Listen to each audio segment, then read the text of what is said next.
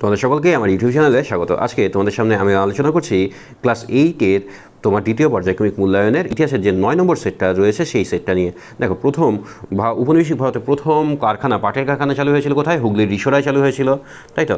এবার সতীদাহ প্রথা রদ করেছিলেন তোমার লর্ড ক্যানিং, উইলিয়াম বেন্টিং নাকি তোমার লর্ড ডালহৌসি। এবার লর্ড ডালহৌসি তো একদমই হবে না, এবার তোমরা জানোই এটা কিন্তু তোমার উইলিয়াম বেন্টিং এটা কিন্তু করেছিল। হুল শব্দের অর্থ কি? হুল শব্দের অর্থ কিন্তু বিদ্রোহ। এই বিদ্রোহ এটা কিন্তু তোমার সাঁওতাল বিদ্রোহের সঙ্গে জড়িত। বয়কট শব্দের আহ্বান প্রথম কে দিয়েছিল বলতো? এটা কিন্তু তোমার কৃষ্ণ কুমার মিত্র বয়কট আন্দোলনে তোমার বয়কটের তোমার আহ্বান প্রথম দেয়। নরমপন্থীদের দাবি ছিল সিভিল সার্ভিস পরীক্ষার বয়স কত করতে হবে? এটা কিন্তু তোমার 23 বছর করতে হবে। আবহাওয়া শব্দের অর্থ কি? বেআইনি কর, ঠিক আছে। শুদ্ধি আন্দোলনের অন্যতম প্রবর্তক কে ছিলেন? শুদ্ধি আন্দোলনের প্রবর্তক ছিলেন দয়ানন্দ সরস্বতী। মুন্ডা ও উলগুলান বিদ্রোহের নেতৃত্ব কে দিয়েছিল? এটা কিন্তু তোমার বিরসা মুন্ডা। কে তোমার দেশীয় মুদ্রণ আইন জারি করেছিল? এটা তোমার কে করেছিল বলো তো? লর্ড লিটন। কার নেতৃত্বে ঢাকায় অনুশীলন সমিতি প্রতিষ্ঠিত হয়? এটা পুলিন বিহারী দাসের নেতৃত্বে ঢাকায় কিন্তু অনুশীলন সমিতি প্রতিষ্ঠিত হয়েছিল। এবার এই 2 নম্বরের প্রশ্নগুলো দেখো কি বলেছে, যে ভারতকে ব্রিটিশ সাম্রাজ্যের রত্ন কেন বলা হয়? এগুলো চলো আমরা পিডিএফ থেকে দেখব। ভারতকে ব্রিটিশ সাম্রাজ্যের রত্ন কেন বলা হয়? ভারত ছিল, দেখো এইখান থেকে উত্তরটা, কিন্তু ভারত ছিল ব্রিটিশ সাম্রাজ্যের প্রধান উপনিবেশগুলির মধ্যে অন্যতম ও প্রধান উপনিবেশ। এই উপনিবেশ হিসাবে ভারতের অর্থনীতির অভিমুখ ছিল ব্রিটেনদের স্বার্থে পরিচালিত। এবার 1914 সালের নাগাদ ব্রিটেনের ল্যাঙ্কশায়ারে সুতির কাপড়ের 85%ই ভারতে বিক্রি হতো। আর রেলগাড়ি নির্মাণ, তারপর রেলপথ নির্মাণ এর জন্য প্রয়োজনীয় 17% লোহা ইস্পাত কিন্তু ব্রিটেন থেকে আসতো। তাই ব্রিটিশ উপনিবেশগুলির মধ্যে ভারতকে সবচেয়ে দামি রত্ন হিসাবে গণ্য করা হতো। পণ্ডিত রামাবাঈ বিখ্যাত কেন? এই স্মরণীয় হওয়ার পেছনে এই কারণটা কিন্তু আমি এর আগেও আলোচনা করেছি। তিনি কিন্তু মূলত একজন ব্রাহ্মণ পরিবারের মেয়ে, আর তিনি একজন শূদ্রকে বিয়ে করে।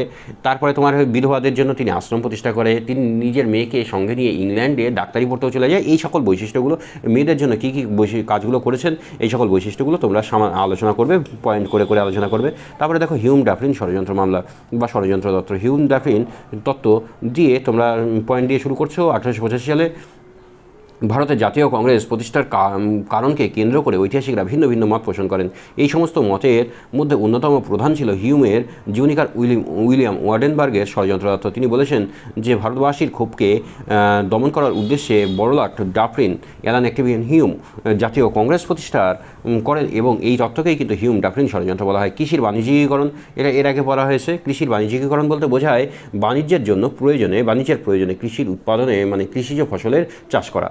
এবার ব্রিটিশ শাসনাধীনে অর্থনীতির অন্যতম বৈশিষ্ট্য ছিল কৃষির বাণিজ্যিকীকরণ।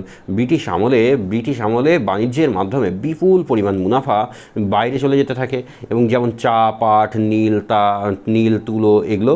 এবার বস্তুত কৃষকরা কিন্তু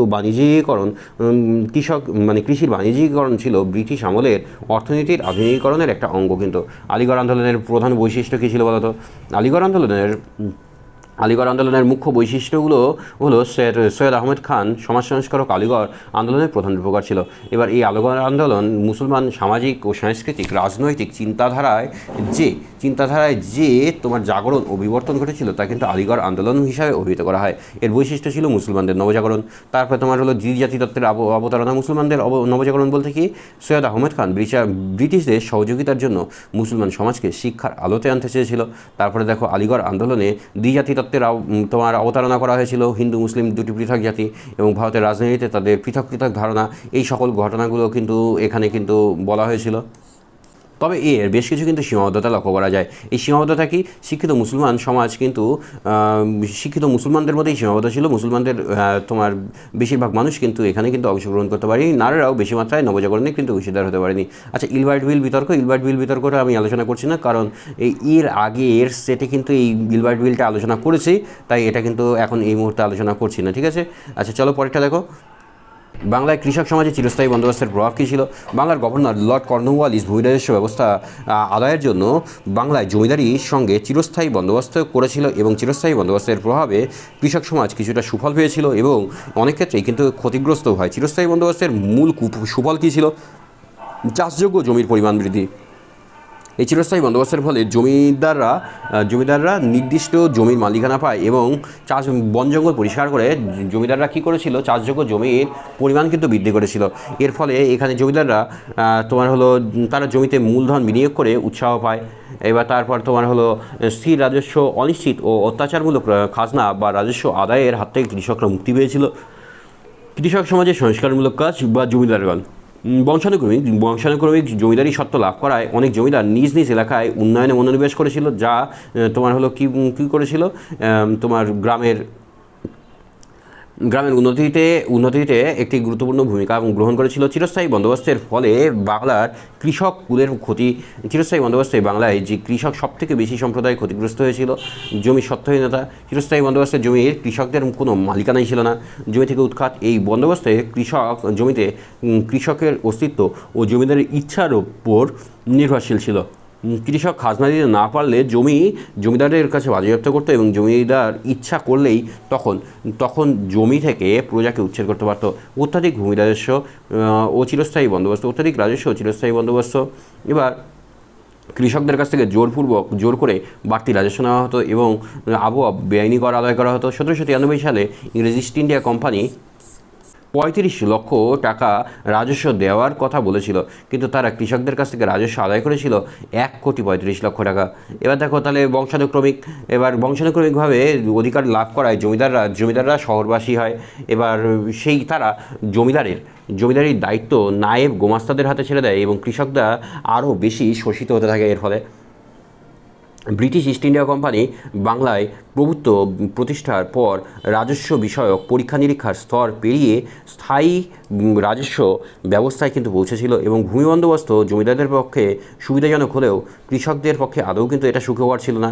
তারপরে দেখো তিতুমির বারাসাত বিদ্রোহ। এবার বাংলায় 24 পরগনা বারাসাত অঞ্চলে তোমার তিতুমির নেতৃত্বে ওয়াহাবি আন্দোলন সংগঠিত হয়েছিল, তা ইতিহাসে কিন্তু বারাসাত বিদ্রোহ নামে পরিচিত। এই তিতুমির বারাসাত অঞ্চলে কৃষি শাসনের অবসান ঘটিয়ে বাদশাহ বলে ঘোষণা করেছিলেন এবং তিনি নারকেলবেড়িয়া গ্রামে বাঁশের কেল্লা নিজেই সদর দপ্তর কিন্তু প্রতিষ্ঠা করেন। এবং বারাসাত বিদ্রোহের বেশ কিছু কারণ ছিল। এই বেশ কিছু কারণগুলোর মধ্যে মহাজন ও জমিদার অত্যাচার, তারপরে তোমার বিধর্মী ইংরেজ শাসন, তারপরে বিদ্রোহ দমন, এগুলো পয়েন্ট করে এই জিনিসটাকে শেষ করে দেবে। তারপর লাস্টের পরেরটা কী বলেছে দেখো, বিপ্লবী কার্যকলাপের পটভূমি কীভাবে তৈরি হয়েছিল, কেন এই বৈপ্লবিক অনেকটাই উদ্যোগ ব্যর্থ হয়েছিল, তোমার কি মনে হয়? এবার বিপ্লবী কার্যকলাপের পটভূমি। স্বদেশী আন্দোলনের ব্যর্থতা। কংগ্রেসের নরমপন্থী ও চরমপন্থী নেতাদের কার্যাবলী জনমানুষে বিশেষ প্রভাব কিন্তু বিস্তার করতে পারেনি। চরমপন্থীরা তাদের বয়কট ও স্বদেশী আন্দোলনে সর্বস্তরের জনগণকে সামিল করতে ব্যর্থ হয়। সরকারের কঠোরতা, বয়কট ও স্বদেশী আন্দোলনের ব্যর্থতা যে হতাশার সৃষ্টি করেছিল, তা সন্ত্রাসবাদী কার্যকলাপের পটভূমি তৈরি করেছিল। তৎকালীন সংবাদপত্রের প্রসার। সে সময় প্রকাশিত বন্দে মাতরম, যুগান্তর, এই সকল সংবাদপত্রগুলো কংগ্রেসের নির্দিষ্ট প্রতিরোধের তীব্র সমালোচনা করে এবং 1907 খ্রিস্টাব্দে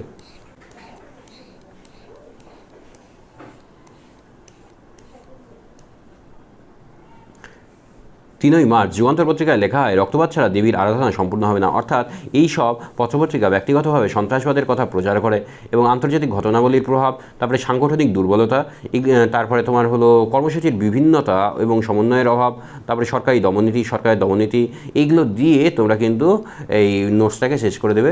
ঠিক আছে, তোমাদের যদি ভিডিওটা ভালো লাগে তাহলে অবশ্যই লাইক, শেয়ার এবং সাবস্ক্রাইব করো, বন্ধুদের মধ্যে বেশি থেকে বেশি পরিমাণে শেয়ার করো। ধন্যবাদ সকলকে।